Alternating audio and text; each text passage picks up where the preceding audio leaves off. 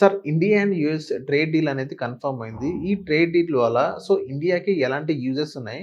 So ఇప్పుడు common man కూడా ఏదైనా యూజెస్ ఉన్నాయా? So India and US trade deal అందరికీ కూడా కొన్ని నెలల నుంచి ఒక నైట్ మేర్ లాగానే మారింది. ప్రతిరోజు ఇదిగో అయిపోతుంది అదిగో అయిపోతుంది అటువంటి పరిస్థితుల నుంచి all of the sudden budget పూర్తయిన వెంటనే నెక్స్ట్ డేనే India and US trade deal అనేది కన్ఫర్మ్ అయిపోయింది. It's a good element, there is no doubt. గత 8 నెలలుగా మార్కెట్ని ముప్పు తిప్పలు పెట్టింది. కేవలం మన స్టాక్ మార్కెట్ని మాత్రమే కాదు, ప్రపంచ మార్కెట్లన్నింటినీ కూడా ఇబ్బంది పెట్టింది. సో లాస్ట్ 1 year నుంచి టాక్ ఆఫ్ ద వరల్డ్ ఏంటి అని అంటే యుఎస్ టారిఫ్. అటు చైనా తోటి కావచ్చు, ప్రతి ఒక్క ప్రపంచ దేశాల మీద టారిఫ్లు విపరీతంగా వేశారు. కాకపోతే ఇండియా మీద కొద్ది ప్రేమ ఎక్కువ కాబట్టి ఇంకో 25% ఎక్కువగా వేశారు.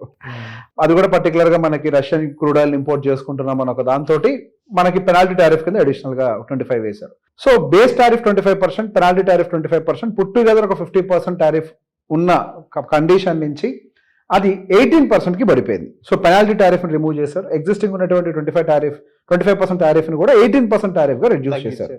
సో జియోగ్రఫికల్ అడ్వాంటేజ్ మనం చూసుకున్నట్లయితే మన పక్కన ఉన్నటువంటి చైనాకి 35%, బంగ్లాదేశ్కి ఏమో దాదాపు ఒక 20%, వియత్నాంకి ఒక 20%, పాకిస్తాన్కి ఒక 19%, కానీ భారతదేశం విషయంలోకి వచ్చేసరికి అది 18%. ఈవెన్ పాకిస్తాన్ లాంటి కంట్రీస్తో మనం కంపేర్ చేసుకున్నా కానీ మనకు ఒక 1% ఇంకా లోవర్గానే ఉంది. So it is good. యాక్చువల్గా వాళ్ళతో కంపేర్ చేస్తే మనకు మోర్ డెవలప్డ్ నేషన్ వాళ్ళతో కంపారిజన్లో చూసుకుంటే. సో ఈవెన్ మనకు టెక్స్టైల్ ఎక్స్పోర్ట్స్ పర్టికులర్గా యూఎస్ టారిఫ్ వచ్చిన దగ్గర నుంచి మెయిన్ కన్సర్న్స్ అంతా కూడా ఈ టెక్స్టైల్ ఇండస్ట్రీ, ఆక్వా ఇండస్ట్రీ, వీటి మీద కొద్దిగా కన్సర్న్స్ ఎక్కువగా అయ్యాయి. ఎందుకంటే దాని మీద డిపెండ్ అయి బతుకుతున్నటువంటి లేబర్ ఎక్కువ.